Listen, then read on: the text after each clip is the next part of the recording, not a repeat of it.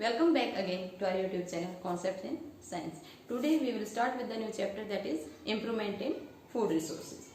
तो सबसे पहले जो हमारा चैप्टर है Improvement in Food Resources, इसमें हम सबसे पहले देखेंगे कि फूड क्या है और इसकी रिक्वायरमेंट क्या है, हम क्यों खाते हैं फूड को. Actually this food means different organic substance which we consume. Different organisms have consume different type of foods. जैसे जो प्लांट्स हैं, प्लांट्स को अगर हम देखें, they can utilise the inorganic material, वो इनऑर्गेनिक मटेरियल को कंज्यूम कर सकते हैं और उसी इनऑर्गेनिक मटेरियल को कन्वर्ट करते हैं ऑर्गेनिक मटेरियल में. And this organic material serve as a food for us. Means जो प्लांट्स हैं, जो ऑटोट्रॉफ्स हैं, वो इनऑर्गेनिक मटेरियल को एज ए फूड कंज्यूम कर सकते हैं और जो हेटेरोट्रॉफ्स हैं वो ऑर्गेनिक मटेरियल को एज ए फूड कंज्यूम करते हैं. तो हम ये जो फूड कंज्यूम करते हैं, लेते हैं from different resources. Why we use this food और why we take food. Food को हम आखिर लेते क्यों हैं? तो सबसे पहले क्या रिक्वायरमेंट है फूड की? This food provides energy. ये हमारी बॉडी को एनर्जी प्रोवाइड करता है for different activities, different physiological activities. तो ये जो एनर्जी है फूड से, वो कैसे मिलती है हमारी बॉडी के? Actually whatever we eat, जो हम फूड खाते हैं, that is digested in our digestive system, then absorbed in our blood, and through the blood that food reached up to each and every cell. Inside the cell, that food will break down with the help of oxygen, in the presence of oxygen, and then energy in the form of ATP is released. Here inside the cell, all the functions occurs in response to this ATP. Means यहाँ cell को live रखने के लिए, cell को अपनी functioning को करने के लिए दिस एटीपी इज रिक्वायर्ड. इसीलिए हम एटीपी को एनर्जी करेंसी भी कहा जाता है. सेल की एनर्जी करेंसी कहते हैं इसको, एटीपी को. तो ये जो एटीपी है, ये हमें कहां से मिलती है? फूड के ऑक्सीडेशन से मिलती है. That means this food provide us energy. Similarly other जो बिल्डिंग ब्लॉक मटेरियल्स हैं for the growth of the organism, तो जो बिल्डिंग ब्लॉक मटेरियल है वो भी हमें कहां से मिलते हैं? From the food. Building blocks for growth of the body. भाई हमारी बॉडी की ग्रोथ हो सके तो उसके लिए जो भी मटेरियल चाहिए, रॉ मटेरियल चाहिए, वो भी हमें कहां से मिलेगा? फूड से मिलेगा. इसके साथ ही हमारे रिपेयरमेंट के लिए जो सबस्ट्रेट चाहिए, जो भी मटेरियल चाहिए, वो भी हमें कहां से मिलेगा? बॉडी रिपेयर के लिए. That is also provided by the food. And along with this, for the healthy functioning of the body, means जो minerals and ions and vitamins जो हमें चाहिए for the different activity, physiological activity of the cell, these ions और vitamins are also provided by the food. Along with this, जो enzymes हैं for the enzymatic activity, जो coenzymes हमें चाहिए in the form of ions, और जो catalyse करते हैं हमारी बॉडी में रिएक्शन, डिफरेंट मेटाबॉलिक रिएक्शंस को. तो मेटाबॉलिक रिएक्शन के लिए जो सबस्ट्रेट्स चाहिए, उनके लिए जो एंजाइम्स के साथ कोएंजाइम की जरूरत है, तो all these substrates are provided by the food. That means food is necessary to keep our body live as well as healthy. इसलिए हमें भोजन की जरूरत है. तो जरूरत है, each and every organism need food. हर एक ऑर्गेनिज्म को भोजन की जरूरत है, फूड की जरूरत है. इसलिए हमें जो भी फूड फीड के जो रिसोर्सेज हैं, हमें उनको बढ़ाना पड़ेगा. अब आता है कि हम क्या खाते हैं भोजन में. हमारा जो फूड है उसके कंपोनेंट्स क्या क्या हैं, फिर हम देखेंगे कि हमें कौन कौन से रिसोर्सेज को बढ़ाना है. तो डिफरेंट फूड कंपोनेंट्स जो हम कंज्यूम करते हैं, उसमें आता है कार्बोहाइड्रेट्स. हम जो खाना खाते हैं उसमें हमें चाहिए कार्बोहाइड्रेट्स होना चाहिए. दूसरा proteins and fats. along with this vitamins and minerals. Means हम जो खाना खाते हैं उसके अंदर that food must contain a good amount of carbohydrate and proteins, fats and vitamins and minerals. तो हमें जो हम खाना खाते हैं हमें कार्बोहाइड्रेट्स हमें कहाँ से मिलते हैं? This carbohydrate are provided by the wheat, rice, potato, like this, meat, different type of foods which we consume, they are the good source of carbohydrate. Similarly, the proteins which we require, we can obtain these proteins from the pulses, milk, egg, soyabean, etcetera. इसी तरह से ये भी बहुत सारे resources हैं जहाँ से हमें प्रोटीन मिल सकते हैं। इसी तरह फैट्स हैं, फैट्स भी हमें कहाँ से मिल सकते हैं? We can consume this fats in the form of ghee और ऑयल्स। तो यहाँ पे जो घी है अगर ये देखें तो ये क्या होगा?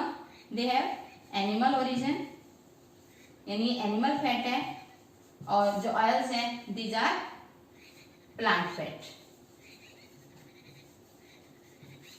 And these vitamins and minerals can be obtained from different fruits, vegetables, egg,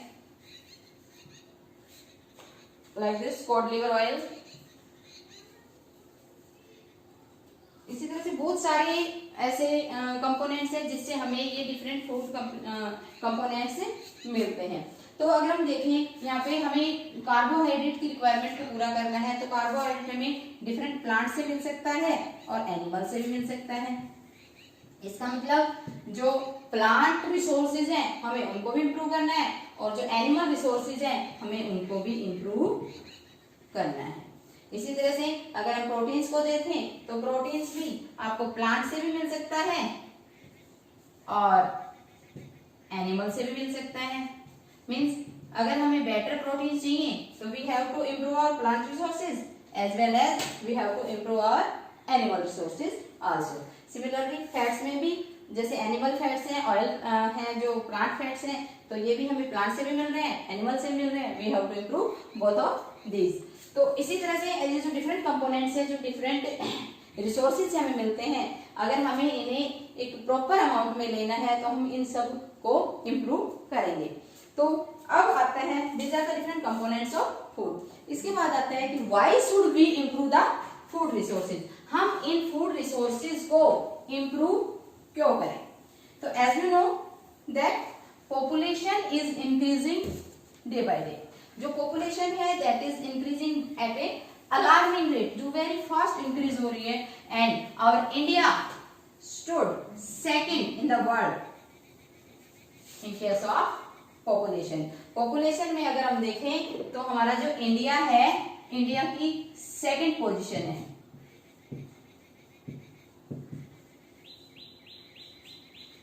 second position है पॉपुलेशन में। सबसे पहले China and then after China there is India. Most polluted country that is India. तो अब जो पॉपुलेशन है that population is increasing, population है वो तो इंक्रीज हो रही है और जो कल्टीवेबल लैंड है दैट इज डिक्रीजिंग। क्यों ये डिक्रीज क्यों होती है भाई? क्योंकि जैसे जैसे पर्सन्स बढ़ते हैं, लोग बढ़ते हैं, पॉपुलेशन बढ़ती है तो उनके फीड की रिक्वायरमेंट ज्यादा होती है, उनके शेल्टर की रिक्वायरमेंट ज्यादा होती है और उनके क्लोथिंग की रिक्वायरमेंट ज्यादा है। मीन्स जो बेसिक जरूरत है, रोटी, कपड़ा और मकान जिसको हम बोलते हैं, ये तीनों ही जरूरतें क्या हो जाती हैं? बढ़ जाती हैं। और इन तीनों जरूरतों को पूरा करने के लिए जो कल्टीवेबल लैंड है उसको हम डिस्ट्रॉय करते हैं, उसको हम रेजिडेंशियल एरिया में कन्वर्ट करते हैं। तो क्या हुआ कि पॉपुलेशन तो इंक्रीज हो गई और कल्टीवेबल लैंड है वो डिक्रीज हो गई। दैट मीन्स जो हमारे पास जो भी रिसोर्सेज अवेलेबल हैं we have to improve that resources so that we can fulfill the feeding requirements of the increased population. जो भी हमारे पास रिसोर्सेज है हमें उन्हीं को मैनेज करना पड़ेगा, उन्हीं को इम्प्रूव करना पड़ेगा ताकि जो बढ़ी हुई पॉपुलेशन है उनकी फीडिंग रिक्वायरमेंट्स को हम कंप्लीट कर सके, पूरा कर सकें। इसलिए हमें इम्प्रूवमेंट इन फूड रिसोर्सेज की जरूरत है। जो फूड रिसोर्सेज हमें अवेलेबल है उनको इम्प्रूव करने की जरूरत है। तो अगर हम फूड रिसोर्सेज को इम्प्रूव करते हैं देन हमें क्या करना पड़ेगा, कैसे कैसे हम इन फूड रिसोर्सेज को इम्प्रूव कर सकते हैं। तो सबसे पहले हमें ये देखना है कि हमें फूड रिसोर्सेज कौन कौन से हमारे जिनको हमें इम्प्रूव करना है। तो हमारे पास दो तरह के फूड रिसोर्सेज हैं। पहला है प्लांट या फिर हम कहें एग्रीकल्चर, मीन्स हमें एग्रीकल्चर को इम्प्रूव करना है, एग्रीकल्चर जो प्रैक्टिसेस हैं उनको इम्प्रूव करना है। और दूसरा है एनिमल हस्बेंड्री, मीन्स जो एनिमल्स हैं हमें उनकी रियरिंग केयरिंग अच्छे से करनी है ताकि जो एनिमल जो फूड है वो भी हमें अवेलेबल हो सके। तो एग्रीकल्चर में हमें सबसे पहले डिफरेंट टाइप्स ऑफ क्रॉप्स के बारे में जानना जरूरी है कि कौन कौन सी क्रॉप्स हैं और उनकी एग्रीकल्चर की जो प्रैक्टिसेस हैं वो एडवांस हम कैसे कैसे यूज कर सकते हैं for the improvement in our yield. ये सब हम इसमें स्टडी करेंगे। और different techniques for breeding and rearing of animals वो हम इसमें स्टडी करेंगे। तो यहाँ पे जो एग्रीकल्चर में अगर हम देखें तो इवन हमारे scientist they are trying their best and they succeeded a lot in this area. और जो इंक्रीज्ड प्रोडक्शन है ग्रेन की, जिसको हमने नाम दिया है ग्रीन रिवॉल्यूशन।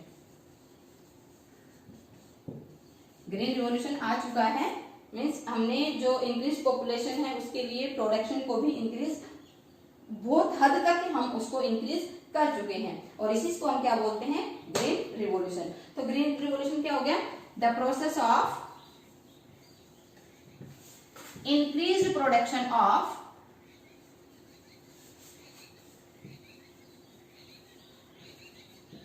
ग्रेन्स। ग्रेन की जो इंक्रीज प्रोडक्शन है उसको हम क्या बोलते हैं, ग्रीन रिवॉल्यूशन।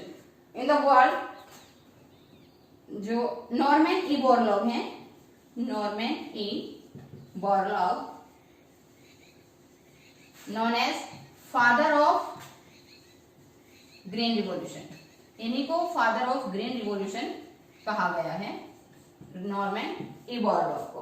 और इन इंडिया जो Indian father of green revolution है वो हैं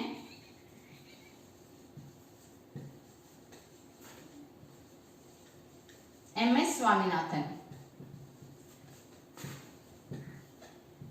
मीन्स इंडिया में जो इसकी शुरुआत की गई वो की है एमएस स्वामीनाथन जी ने। तो इनको कहा गया है father of green revolution. Then different type of revolutions जो इंक्रीज प्रोडक्शन हमने किया है, साइंटिस्ट ने जो किया है, जिनको डिफरेंट नेम्स दिए गए हैं, दे आर एज फॉलोज। यहाँ पे मैं आपको एक टेबल बना देती हूँ, you can learn that easily. सबसे पहला है अपना ग्रीन रिवॉल्यूशन। ग्रीन रिवॉल्यूशन क्या होगा भाई, increase production of grains. Grain की जो इंक्रीज प्रोडक्शन होता है उसी को कहा गया है green revolution. Then blue revolution, increase production of fishes. जो फिशेस का इंक्रीज प्रोडक्शन है उसको हम ब्लू रिवॉल्यूशन का नाम देते हैं। White revolution, increase production of milk. Similarly, yellow revolution, increase production of oils. Golden revolution, increase production of pulses.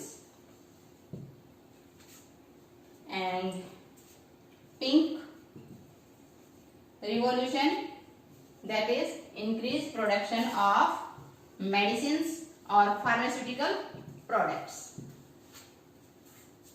Green revolution, that is increased production of fertilizers.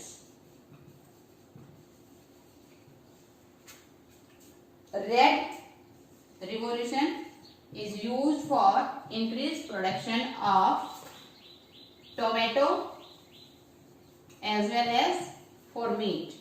Meet के लिए भी हम रेड रिवॉल्यूशन यूज करते हैं और tomato की increase production के लिए भी हम रेड रिवॉल्यूशन ही यूज करते हैं.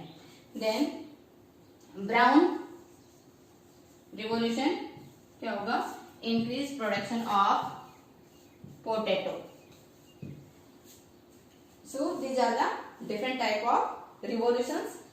Now to attain these revolutions, in revolutions को हमें attain करने के लिए we are using our natural resources very first. हम अपने natural resources को use करते हैं, उनको exploit करते हैं. And since our natural resources are limited, क्योंकि हमारे natural resources क्या हैं? Limited है, तो we have to take care of them. अब आता है कि on one hand we want to take maximum benefit from the existing natural resources, and simultaneously on the other hand we also want to conserve them for the future generation. So the attention is on the focus of how to increase the production of food to feed the increased population without harming the environment. Means हमारा जो main focus है, attention है, वो किस पे है कि हमें अपने प्रोडक्शन को बढ़ाना है, लेकिन एनवायरमेंट पे और नेचुरल रिसोर्सेज पे कोई भी हार्मफुल इफेक्ट नहीं होना चाहिए, उनको भी हमें बचा के रखना है. तो ये सब कैसे होगा? सो टू अटेन दिस कि मैक्सिमम प्रोडक्शन कर सके हम अपने फूड रिसोर्सेज को, हम मैक्सिमम बना सकें, प्रोड्यूस कर सकें फूड को, और without harming our environment. And this type of development is called as sustainable development. तो सस्टेनेबल डेवलपमेंट क्या हो गया कि we should develop in such a way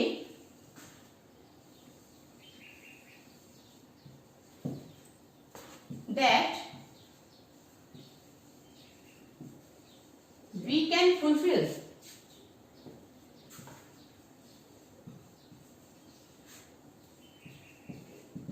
the requirement of present generation,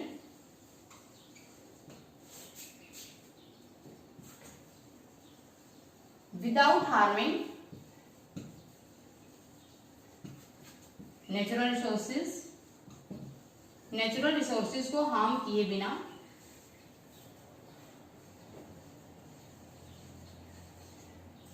and also conserving them, means natural resources को conserve करते हुए, also conserving them for future generation. आने वाली जनरेशन के लिए भी हम उन रिसोर्सेज को कंजर्व रख सकें कि वो भी अपनी रिक्वायरमेंट्स को पूरा कर सकें, और आज भी हम अपनी जरूरतों को भी पूरा कर सकें. इस तरह की जो डेवलपमेंट है उसको हम क्या बोलते हैं? Sustainable development. That is very important question. अब आते हैं we want to improve our food resources. अब हमारे फूड रिसोर्सेज थे, प्लांट्स हैं और एनिमल्स हैं. तो सबसे पहले अगर हमें प्लांट्स में इंप्रूवमेंट करना है, मीन्स हमें अपनी प्रोडक्शन को बढ़ाना है for the increasing yield production, और जो भी हमारी क्रॉप प्रोडक्शन है हमें उसको बढ़ाना है. तो उसके लिए हम क्या क्या कर सकते हैं? टू इंक्रीज मीन्स हमें अपने फूड प्रोडक्शन को बढ़ाने के लिए क्या करना पड़ेगा? हमारी जो यील्ड है उसको बढ़ाना पड़ेगा. To increase the crop yield, जो भी उसकी प्रोडक्शन है वो हमें बढ़ानी है. तो अगर हमें अपनी प्लांट्स की प्रोडक्शन को बढ़ाना है तो उसके लिए व्हाट शुड वी डू? हमें कौन कौन सी पैरामीटर्स हैं जिनको ध्यान में रखना होगा? सबसे पहले तो जो हम सीड यूज करें, whatever seed we are using for different crops, that seed must be of better quality, means वो अच्छी क्वालिटी का होना चाहिए कि उसकी प्रोडक्शन ज्यादा हो। तो सबसे पहले हम क्या करेंगे, जो सीड की वैरायटी है हम उसी को इम्प्रूव करेंगे। To improve variety of seeds, तो सबसे पहला हमारा फोकस किस पे होगा, सीड की वैरायटी को इम्प्रूव करेंगे ताकि मैक्सिमम प्रोडक्शन हो और उसकी क्वालिटी भी अच्छी हो, न्यूट्रिएंट्स वैल्यू जो है वो भी उसकी अच्छी हो।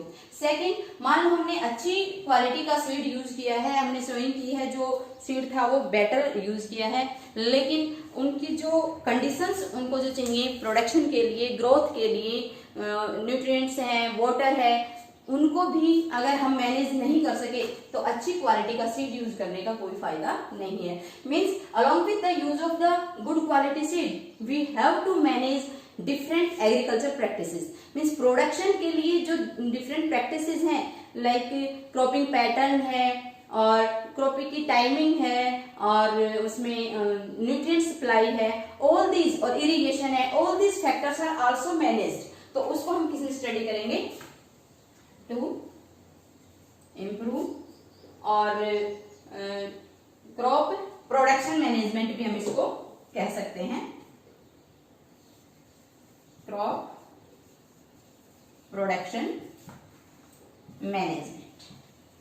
अब हमने अच्छी क्वालिटी का सीड ग्रो किया है, क्रॉप के प्रोडक्शन के को भी मैनेजमेंट किया है, उसको भी हमने अच्छे से मैनेज किया है throughout the year from the soil to harvesting. लेकिन अब हमने जो प्रोड्यूस किया, जो ग्रेन्स हमने या फिर जो भी pulses what ever is the production yield crop जो भी है, तो हमने जो भी प्रोड्यूस किया अगर हम उसको सेफ नहीं रख सके, अगर हम उसको स्टोर नहीं कर सके फ्यूचर के लिए, अच्छे से उसको हम यूटिलाइज नहीं कर सके, कंज्यूम नहीं कर सके, तो भी हमारे इन दोनों स्टेप्स का कोई फायदा नहीं है। मान लो उसमें कीड़े लग गए आपकी फसल में, तो हमने इतना सब किया, उसका कोई फायदा नहीं, हमारे प्रोडक्शन अपने आप कम हो जाएगा। दूसरा, अगर हमें हार्वेस्टिंग के बाद उसमें कोई नुकसान होता है हमारी फसल में, तो भी हमारे इन स्टेप्स का कोई फायदा नहीं है। तो इन सबको के साथ साथ हमें ध्यान रखना पड़ेगा crop protection management. Means production के साथ साथ मीन्स डिफरेंट प्रैक्टिसेस को एडवांस लेने के साथ साथ हमें उसको प्रोटेक्शन भी करना है, उसकी जो प्रोटेक्शन की जो डिफरेंट मेथड्स हैं उनको भी अच्छे से मैनेज करना है।